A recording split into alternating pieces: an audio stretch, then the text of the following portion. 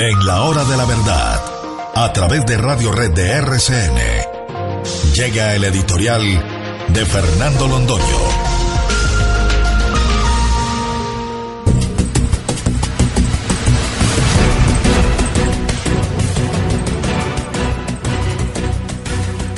La dosis de dolor de hoy es la noticia de la muerte de 7 colombianos en Yarumal, Antioquia, ocurrida en la noche de ayer.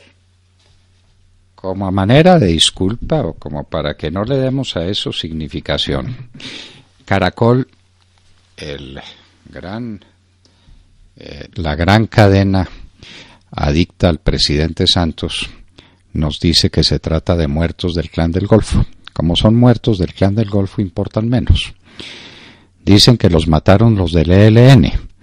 Por eso hay que hacer acuerdo con los del ELN para que no maten tanta gente.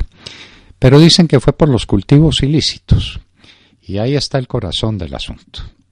Entre las herencias que deja Juan Manuel Santos nos quedan esas más de 200.000 hectáreas. Lo sabremos muy pronto, porque los Estados Unidos tuvieron que tomar la radiografía de Colombia el 31 de diciembre o por ahí, por esos días, para podernos decir exactamente cuántas hectáreas tenemos sembradas de coca. Ya la DEA se anticipó con una cifra mucho más significativa, porque las hectáreas de coca no solamente significan la superficie que está tomada por estos malditos sembradores de terror y de miedo que son los narcotraficantes, sino sobre todo por la producción que tengan. Como ya no tienen impedimentos, como no tienen dificultades, se pueden dedicar tranquilamente a la siembra de los arbustos y a su cuidado. Me imagino que los estarán fumigando y fertilizando con todo cuidado. No tienen problema para la recolección de la hoja, para que los raspachines hagan su tarea tranquilamente. La pasta de la coca la procesan con toda tranquilidad, nadie los molesta, nadie los persigue y finalmente producen el clorhidrato de cocaína para sacarlo a los mercados del mundo. Nos dicen que ya con mayores facilidades, porque ni siquiera tienen que tomarse la molestia de llevar la cocaína desde las costas del Pacífico o por Venezuela, sino que vienen aquí los del cartel de Sinaloa. Estamos invadidos por los del cartel de Sinaloa. Herencia de Juan Manuel Santos. Eso es lo que nos deja en esa materia y eso significa un país lleno de violencia, un país donde hemos perdido lo que caracteriza una nación-estado, que es la soberanía. No tenemos soberanía, donde hay vastas regiones del territorio nacional donde no puede llegar el ejército de Colombia, porque si llega es a combatir y el ejército tiene la prohibición de combatir, porque no hay que molestar a las FARC y porque no hay que molestar al ELN, porque con el ELN estamos también en un armisticio total, hay que dejarle libre el territorio. Y desde el norte del país, desde el Darién, bajando por toda la costa del Chocó, del Cauca, del Valle de Nariño, del Valle del Cauca y de Nariño, estamos presenciando que hay vastas regiones del territorio nacional en la costa del Pacífico que no nos pertenecen, no las quitaron, no ejercemos soberanía sobre esos territorios, como no la ejercemos sobre Arauca, donde hay muertos todos los días, donde el ELN hace lo que le da la gana, vuela el tubo del oleoducto Caño Limón Coveñas cuando le parece y mata y asesina a todos cuando quiere, impone su ley y tiene al departamento de Arauca, como están los del departamento del Chocó, como está la gente más humilde de Buenaventura.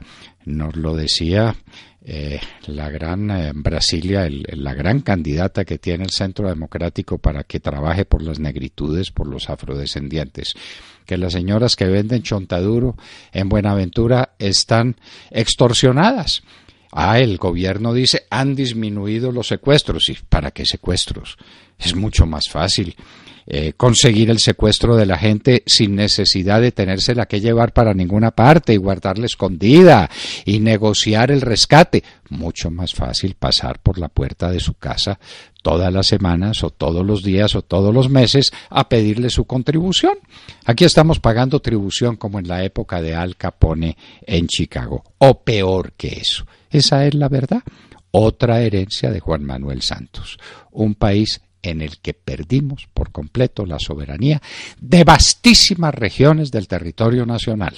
No sabemos de cuántos porque no hemos tenido todavía quien con suficiente valor nos diga cuántas son las regiones que están vedadas para el ejército de Colombia. Nos deja un país en ruinas, un país endeudado hasta los tuétanos. Hablábamos con el doctor Clavijo, presidente de ANIF, hace muy pocos días y nos decía cómo estábamos en el umbral del sobreendeudamiento, es decir, el punto en el que el país ya no es viable. Él nos hablaba de un 60% sobre el PIB y estamos en el 57% con un endeudamiento sencillamente fantástico. ¿Qué se hizo esa plata? Juan Manuel Santos endeudó tanto a Colombia como la habían endeudado todos los presidentes de la República, desde Simón Bolívar hasta Álvaro Uribe Vélez. Hágame el favor lo que hizo el ministro Cárdenas. Pues bien, ¿qué pasó con esa plata? Porque si ese endeudamiento estuviera reflejado en obras de infraestructura colosales, en grandes aeropuertos, en grandes vías de comunicación, uno decía, bueno, aquí hay una inversión, vamos a ver qué tan productiva resulta para poder pagar los intereses y el capital de semejante deuda. No hay nada por ninguna parte, se lo robaron todo.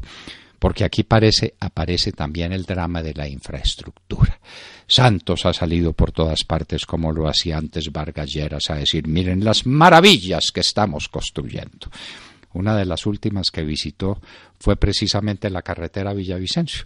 Lo hizo acompañado por los constructores de la vía, por los de Coviandes, y eso fue semejante despliegue. ¡Qué maravilla! Miren estos túneles y miren este puente atirantado, el mejor de América, el más grande de Colombia. ¡Qué maravilla! Pero como aquí las cosas se hacen al revés, de chambonada en chambonada, tenemos que la carretera Villavicencio no la veremos antes de muchos años, porque mientras se sabe qué pasó con ese puente y qué pasará con la parte del puente que no se cayó y cómo se diseña y se construye un puente nuevo, pasarán 5, 6 o 7 años más. El túnel de la línea quedó en veremos. Lo último que supimos fue que el constructor del túnel de la línea le metió una pela al gobierno en un tribunal de arbitramiento porque tenía la razón en las quejas que tenía contra la ANI y contra el Ministerio de Obras. No hay túnel de la línea ni lo habrá tampoco en este año. Y eso lleva ¿cuántos años? ¿Cuántos años abandonada la carretera más urgente del país, que es la que comunica a Bogotá, que es la grande concentración humana que tiene Colombia, la mayor de todas ellas, con el puerto de Buenaventura, el más importante de los puertos de Colombia? Y no hay túnel de la línea, y no existe esa carretera, y no se acaban los puentes, y las obras están en veremos. Pero salgamos para la costa atlántica, y tenemos la Ruta del Sol 2, que es la de las ministras, la del escándalo, la de Odebrecht, la de la plata que se le entregó a la campaña de Santos para que ganara las elecciones o se la robara mejor en la segunda, en el segundo periodo de este lamentable presidente que tenemos. Y si seguimos más al norte, la Ruta del Sol 3 está abandonada, el contratista Impregilo se fue y dejó en el abandono la obra, y ahí tenemos pueblos enteros de esa zona de influencia que están en la ruina completa.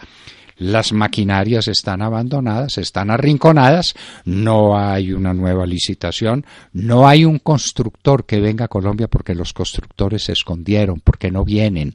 Aquí cada vez que abren una licitación dicen, y vendrán constructores de todas partes de América, de todas partes del mundo, porque el interés en Colombia es gigantesco. Como lo dijo Lorena Gutiérrez en España, hay que ver cómo nos ven a Colombia. A la hora de la verdad, no viene nadie, y las obras se las gana un solo proponente, uno solo, y eso pasó en la Ruta del Sol 3, y ese proponente se quebró porque se comprometió a construir en condiciones que no son viables, porque entre las consultas a la comunidad, la violencia, las extorsiones, los malos diseños hacen que la construcción en Colombia sea un desastre. La Ruta del Sol 3. Pero la carretera a Buenaventura por Mulalólobo Guerrero, que va a tener una reducción fundamental en el tiempo que lleve al puerto más importante sobre el Pacífico, ni siquiera ha empezado.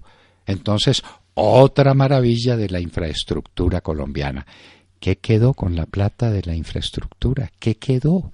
¿Qué se hizo de todo ese escándalo? Nada. Ahora nos decía el doctor Hugo Tobar Marroquín, gran hijo del departamento del Huila, que la carretera Neiva-Espinal, que fue una promesa de Santos en su primera campaña, en el año 2010 nunca se inició. Y esa es una carretera fundamental porque es la que comunica todo el sur del país con el norte y la que permite que el sur del país llegue después al puerto del Pacífico. No.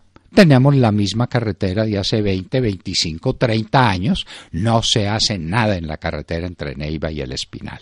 Y eso es en lo que respecta a la infraestructura. Tenemos un país endeudado, un país arruinado. Creció el año pasado, no nos han dicho todavía, el doctor Perfetti debe seguir afilando el lápiz a ver cómo nos cuenta que en lugar de 1.6 crecimos el 1.8. Mentiras, mentiras. El crecimiento del país es un crecimiento lamentable y el de este año también será un crecimiento lamentable. Mientras tanto, el más alto desempleo juvenil de América. Mientras tanto, una informalidad en el empleo sencillamente dramática. La gente ya no encuentra manera de sobrevivir en este país. Mientras tanto, las exportaciones no crecen. Mientras tanto, los industriales, especialmente los medianos y los pequeños, los grandes ahí medio se defienden de algún modo, los industriales medianos y pequeños están, como se dice, en la olla, pero no en la olla del microtráfico, ¿no? De esas que hay en todos los municipios de Colombia y que representan la gran tragedia de la sociedad colombiana. En la olla que es un decir que tiene el pueblo para decir que los pequeños industriales están reventados por la competencia de un contrabando que es la expresión en términos de mercancías del lavado de activos proveniente de la droga que se tomó a Colombia. Los industriales están quebrados, los comerciantes no están creciendo, los agricultores no saben qué hacer, amenazados por una reforma agraria. La reforma agraria de las FARC que les va a quitar la módica suma de 3 millones de hectáreas. Y mientras tanto, ¿quién invierte en el campo? Nadie es tan loco para invertir en el campo. Entonces, ¿cuál es el milagro de esos niveles bajos de desempleo que existen en ciertos lugares apartados del país? Pues, ¿cómo que cuál? La droga, la coca, la marihuana y, desde luego, todos los empleos colaterales, como por ejemplo la prostitución. La prostitución rumba en Colombia. Ah, pero esas mujeres están empleadas. Alguien las contrata y alguien les paga. La situación del país es lamentable. Y lo más triste es que estamos haciendo para contrarrestarla una política barata. Me perdonan todos los políticos, pero no hay derecho a que estemos discutiendo los temas que estamos discutiendo. Que estos, los de la ruina económica del país, la pérdida de la soberanía, la pérdida absoluta de la seguridad, las condiciones lamentables del aparato exportador de Colombia, la falta de competitividad en el país, la falta de atención al río Magdalena, porque Navelena es otra tragedia. En lugar de discutir eso, estamos discutiendo que si fulano habló con Perano, que si el otro recibió invitación para hacer una alianza, que entonces qué es lo que vamos a hacer para presentar unas listas y unas coaliciones y para entonces lanzar al Senado a los mismos, a los ñoños, a los musas, a los representantes de esa clase política nefasta que arruinó al país en asocio con Juan Manuel Santos. Esa no puede ser la política.